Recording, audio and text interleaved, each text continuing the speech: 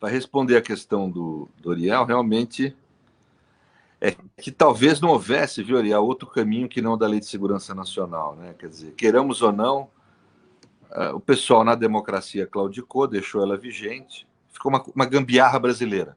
Deixou-se a Lei de Segurança Nacional vigente e, em contrapartida, não se utilizou. Então ficou uma coisa meio esquisita, né? E a realidade é que nós estamos sem uma legislação de proteção do Estado da democracia. Por isso é que eu com um grupo de constitucionalistas, Lênin Streck, o Juarez Tavares, Marcelo Catone, uma série de Carol Proner, uma série de constitucionalistas, né, o Eugênio Aragão, nós produzimos um projeto de lei de defesa da democracia, exatamente para tentar revogar a Lei de Segurança Nacional e colocar um instituto mais moderno, mais adequado à democracia. Porque a Lei de Segurança Nacional é baseada na teoria do inimigo interno. O crítico, o opositor, que é desejável na democracia, nessa lei ele é o inimigo do Estado. Né? Ela é feita para atingir a crítica comum. Ela não é feita para atingir apenas este tipo de situação.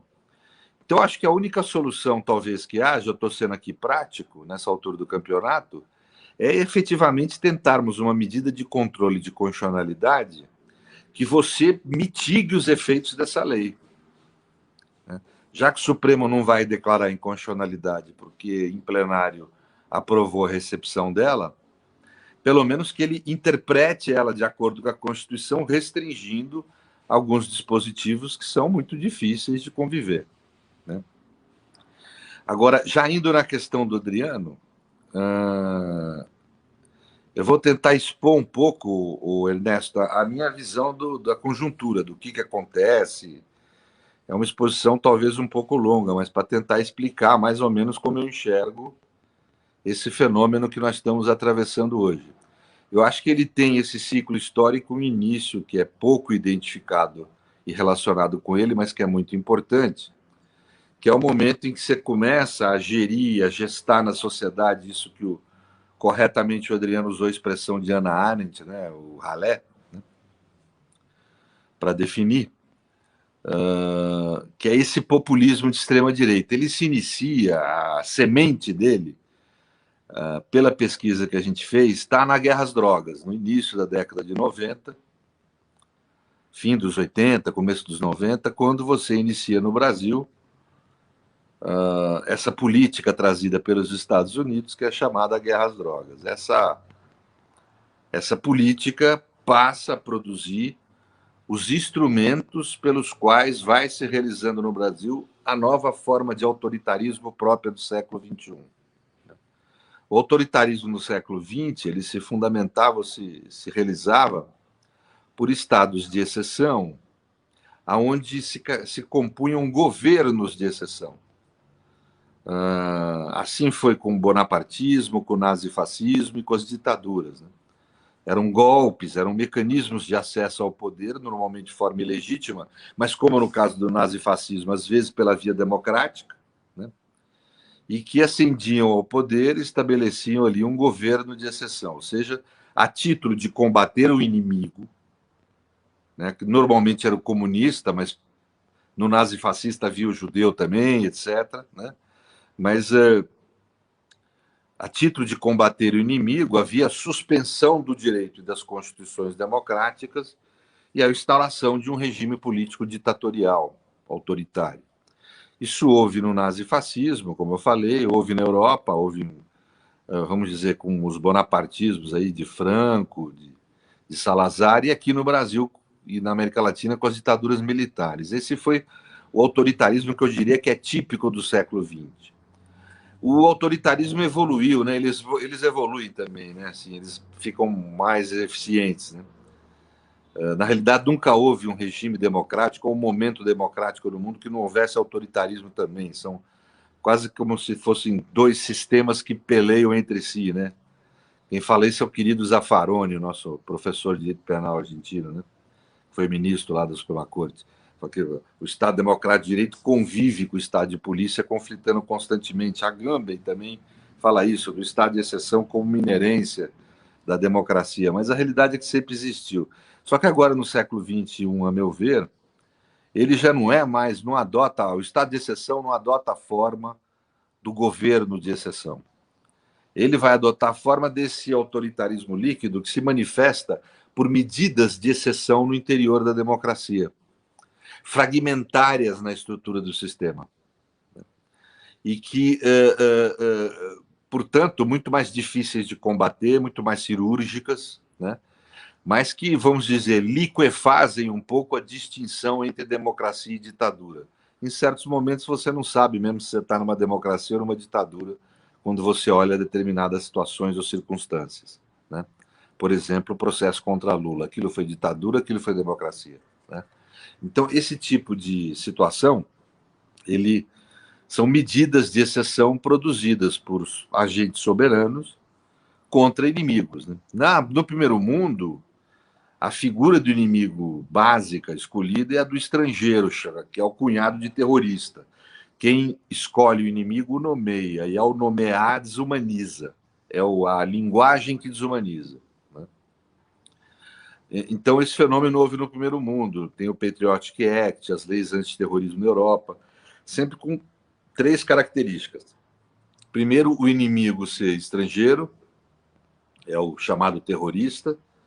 Segundo, ela é produzida, às vezes, pelo sistema legislativo, a origem da medida de exceção, mas ela sempre tem como soberano que a impõe e a agencia o chefe do executivo. Isso no primeiro mundo. E, terceiro, se dá por um regime jurídico especial, ou seja, por leis de proteção à segurança nacional, né? Lá na Europa e nos Estados Unidos, de segurança à sociedade, etc., né? Para combate ao terrorismo. Aqui na América Latina, nós vimos um fenômeno diferente. Existe esse autoritarismo líquido, são produzidas medidas de exceção de forma mais intensa do que no primeiro mundo, tem que se colocar isso. Aqui é mais cru, né? É mais selvagem, mais primitivo. Mas quem é o soberano que impõe e agencia essas medidas de exceção é o sistema de justiça. Que foi o sistema de justiça aqui na América Latina, né?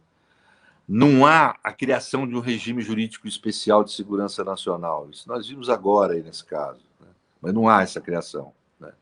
O que há é a utilização do direito penal comum para combate do inimigo. O inimigo é interno, né? Aqui no Brasil, o inimigo escolhido teve, pelo menos o inimigo inicial, ele tinha classe social, era pobre, né?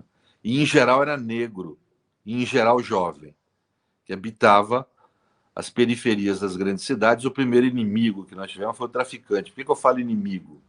Porque eram indivíduos processados e investigados pelo sistema de justiça, mas aonde não eram tratados como investigados ou réus, no sentido jurídico e democrático da expressão. Eles eram tratados como inimigos, ou seja, pessoas que não têm direito, não é respeitado a sua proteção jurídica e política mínima que qualquer ser humano tem direito. Tratados como não humanos no papel formal de réus investigados, ou seja, não é reconhecido a eles os direitos elementares que um ser humano tem, né? Um direito a um processo justo, a juízo imparcial, a defesa verdadeira, a só ser condenado com provas firmes. Ou seja, nada disso foi observado em relação a essas pessoas. A gente observa muito isso na jurisprudência que começa no início da década de 90, até questões menores, tipo, durante a ditadura não se aceitava o flagrante realizado pelo policial sem testemunhas, porque se suspeitava que o policial poderia estar forjando aquele flagrante. Pois a partir dali passa a se aceitar, no caso de tráfico, flagrante dado pelo policial sem testemunhas. Isso é só um pequeno exemplo. Ou seja, os mecanismos de proteção à pessoa, os estándares probatórios, os mecanismos de interpretação da lei vão sendo flexibilizados, os direitos fundamentais passam a ser reduzidos, mas sem tirar a Constituição do lugar que ela está. A Constituição está lá, só que ao interpretar, eu interpreto de uma forma que os direitos vão sendo reduzidos. Ou seja, um poder desconstituinte, um processo desconstituinte, como fala Ferrajoli, né? Sem retirar a Constituição do lugar, eu vou erodindo o seu sentido de proteção aos direitos humanos, à democracia, etc., através de decisões. Então, portanto, o primeiro inimigo que nós tivemos no Brasil nessa nova forma de autoritarismo foi o chamado traficante, que, na realidade, é o jovem negro da periferia, né, tratado como inimigo de Estado, e não como um cidadão que erra, que é a forma que a democracia deve tratar. Isso leva, nós sabemos, o país a sair, na época, de um nível de aprisionamento razoável no mundo para ser hoje o terceiro país que mais aprisiona no mundo, ou seja, a prisão em massa, como uma dos vértices dessa pinça, né? E outro, há um trabalho em pinça aí, vamos dizer assim. E uma outra política que se desenvolve é, com o aprisionamento em massa, há um fortalecimento das organizações criminosas, né? Ao contrário de se combater o crime, o que o aprisionamento em massa fez foi fornecer exércitos para o crime. O sujeito lá, o menino chegava preso por estar portando 2 gramas de cocaína ou 1 grama de maconha, ele era preso e ele tinha só 2 jeitos, só tinha um jeito. Ou ele se integrava a algumas das organizações criminosas do presídio, ou era morto, estuprado, né? E a realidade é essa. Isso está em documentários, está em livros, estudos, pesquisas. É assim que a coisa funcionou mesmo. Então, o que esse aprisionamento de massa foi fazendo é trazer exército para os crimes organizados, né? E aí a guerra às drogas se instaura mesmo, né? Quer dizer, esse clima de guerra. E nós chegamos hoje a ter mais de 60 mil mortes por ano no Brasil, que é uma quantia imensa. A guerra do Vietnã, os Estados Unidos, nos 10 anos de luta, perdeu 20 mil homens. Nós perdemos 60 mil pessoas por ano, né? Então, ou seja, passou a ter uma guerra no país, essa que é a realidade, né? Uma guerra, assim, eu diria que muda e surda, que não fala, não ouve, ninguém fala e ouve a respeito dela, mas existe uma guerra, né? E isso foi, todo mundo fala da miséria, efetivamente, todos os países do mundo que têm muita desigualdade social são violentos. Isso a criminologia já demonstrou isso, talvez um dos poucos consensos que há na criminologia, né? As razões do porquê disso são polêmicas, mas o fato é fato, todo país desigual é violento. Os Estados Unidos é o país mais violento da OCDE. Por quê? Porque é o mais desigual, né? Isso não tem dúvida. Mas, se você comparar o Brasil com países com índice de desigualdade semelhante ao nosso, o nosso é mais violento do que eles. Por quê? Porque nós tivemos essa política pública que implementou uma guerra. E foi uma política de Estado, né?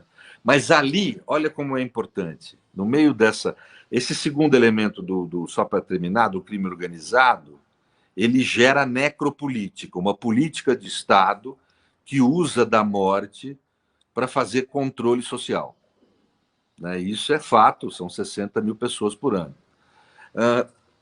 Só que ali, no meio desse processo que vem da década de 90, começa a gerir o quê? Algumas coisas. Primeiro, começa a gerar esse populismo, essa ralé que fala o Adriano, que fala na Arendt, começa a gerar um populismo de extrema-direita na sociedade que reivindica um Estado de segurança e não um Estado democrático de direito.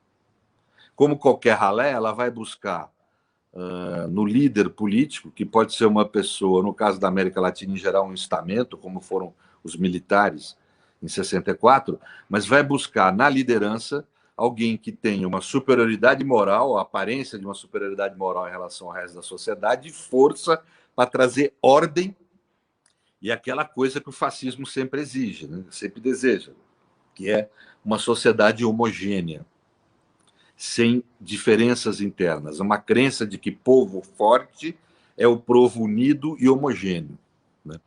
Então, quando a gente ouve Bolsonaro, Brasil acima de todos e Deus acima de tudo, né? Brasil pátria unida, essa ideia de Brasil comunidade é uma ideia profundamente antidemocrática. Ele fala que a esquerda divide a sociedade, quem divide a sociedade é a democracia, que é um sistema político que pressupõe uma sociedade dividida em interesses e que tem a necessidade de realizar esse conflito de interesse de forma pacífica e chegar a uma solução pacífica, que é a decisão majoritária, né?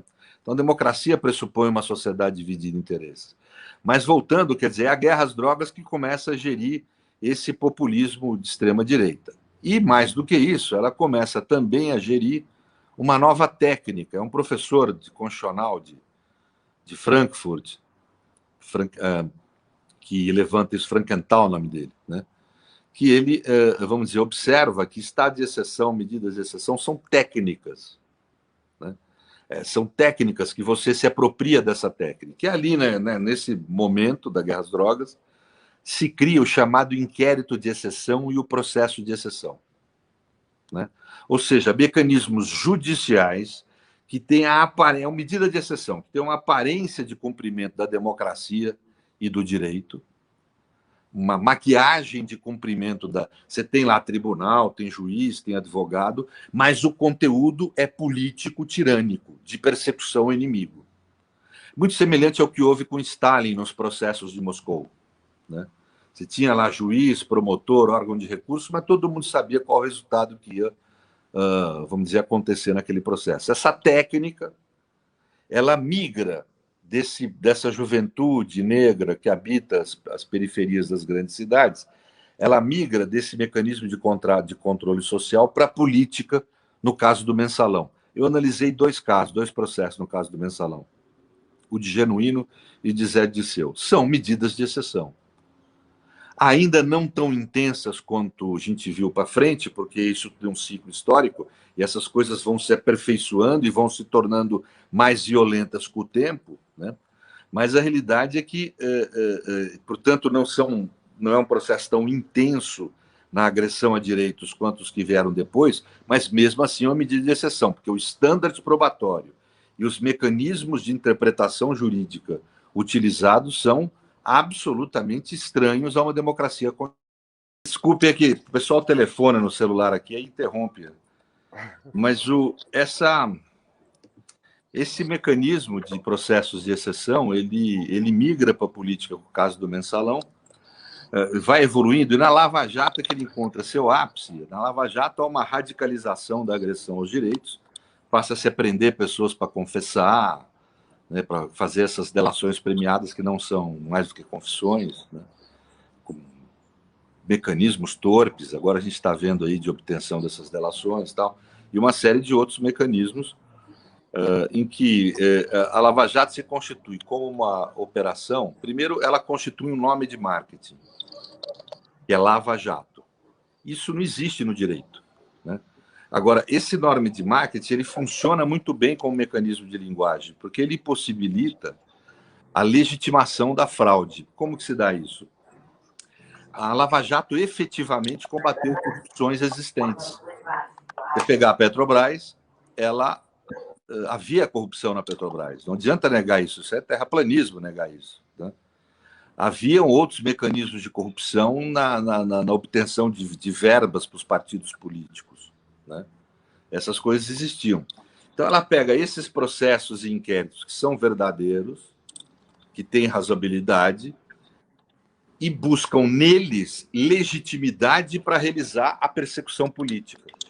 Então, é interessante, às vezes eu vejo gente que agora começa a enxergar, a gente já fala isso há alguns anos, mas agora começa a enxergar que houve abuso na Lava Jato e fala, não, mas ela fez coisas boas também. Sim, ela fez coisas boas, mas ela usou essas coisas boas para legitimar as ruins.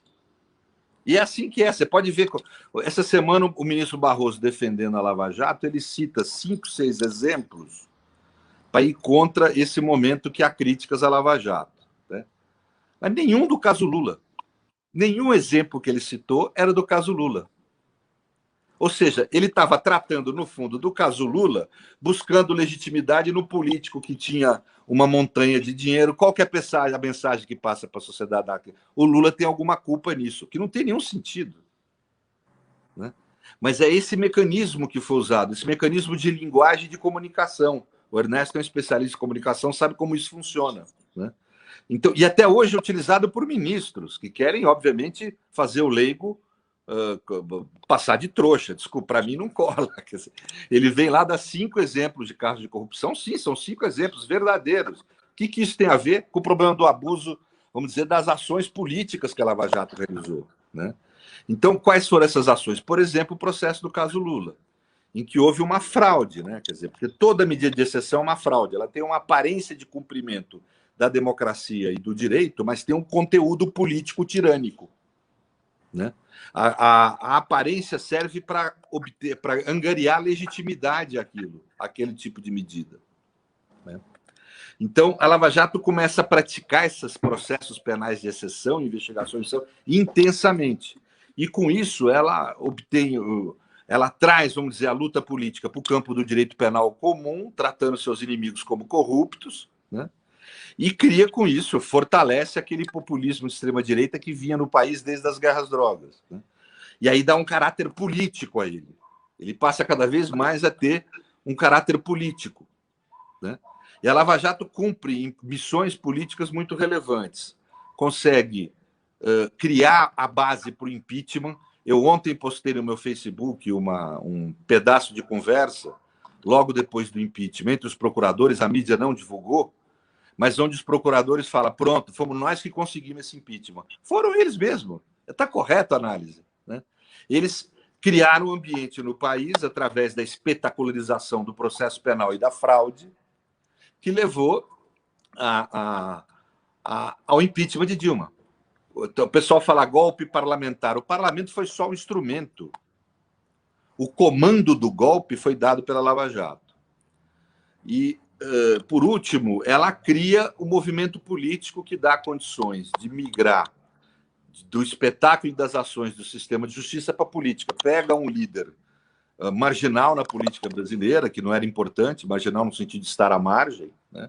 Não há nenhuma ofensa pessoal, que era o capitão Bolsonaro, e transforma ele num líder de um movimento populista de extrema-direita, que a gente pode chamar de bolsonarismo. Bolsonarismo vai muito além de Bolsonaro, portanto. E foi criado por esse movimento do sistema de justiça. Bem, eu não vou ser aqui sintético, isso compõe um novo bloco de poder, para usar a expressão de Polantzas, um novo bloco de poder no Brasil, que substitui o antigo, né? O que nós passamos hoje é a clássica crise política, que Marx falava no 18 de Brumário, Polantzas nas suas obras, quer dizer, eu vou inclusive utilizar as expressões dele. As frações desse bloco político no poder entram em conflito entre si. Nós temos, de um lado, os 2 principais blocos. Nós temos, de um lado, o chamado bolsonarismo jurídico, né, que é composto por uma parte do sistema de justiça, inclui aí Ministério Público, polícia, judiciário, né? Alguns agentes do sistema de justiça que foram à política, Moro, Witzel, agora eles conflitaram pela disputa de hegemonia no seu microbloco, mas eram da mesma origem, né? Eram gente do sistema de justiça que foi à política para se transformar em liderança, né? Moro, inclusive, todo mundo sabe, como paga pela prática dessas medidas de exceção, recebe o Ministério da Justiça, seu ingresso direto na luta política, né? Então, e também apoio do sistema de comunicação social, um forte apoio da Globo, tal. Essa é uma fração. A outra fração são os militares, as PMs, Bolsonaro e sua equipe do mal lá, milícias, que, vamos dizer... Então, você tem hoje uma divisão entre os que usam o processo penal de exceção e, com mais eficiência, esses modos mais, vamos dizer, líquidos de autoritarismo, né, esse fascismo com um punho de rendas, em que você usa a aparência da democracia para liquidar com a própria democracia, né? De um lado, como um bloco, e o outro bloco, os que usam da violência mesmo, mais old fashion way, né? Trazem aquele elemento do fascismo, da destruição, etc., como marca da sua ação política. Esses blocos essas frações estão em conflito pela disputa na hegemonia do novo bloco. Por isso que nós temos que tomar um cuidado quando a gente, às vezes, namora. Tem tanta bronca do Bolsonaro, com razão, mas temos que tomar cuidado para não cair na outra forma de fascismo, na minha opinião, né? Então, grosso modo, é isso. Eu acho que o país hoje está numa crise política que está vivendo a sequência dessa crise na disputa interna do bloco de poder. Não vejo aí ação da oposição. A oposição é zero à esquerda, não afeta nada esse conflito. Acho que é isso que nós estamos vivendo.